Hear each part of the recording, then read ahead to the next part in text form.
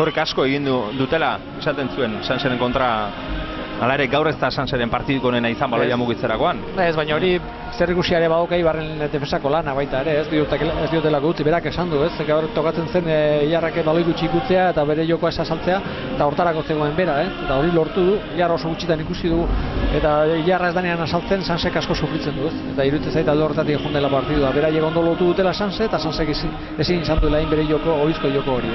Hortxe dituzu partiduko zenbakiak, eta esan behar nuen, Eibarrek puntutxo honekin 55 izango ditu, Alavesek bihar aukera berriz ere lehenengo postuan harrapatzeko, Real Unionen irabazten ari da, beraz, goiko postu horietan gauzak aldeak eta txikitzen ari dira, Joanan? Bai, lehengo astean esaten genuen Irunen, Real Unionek oso urruti izango zuela lehenengo postu hori, eta da poliki danak gerturatzen ari da, ez? Beak irabazten du bitartean, irabazten ari da, gero irabazin behar da partidu, ez? Baina, bueno, azkenean dana estutzen da, eta danantzako aukera egongo da lehenengo postu horretan, ez?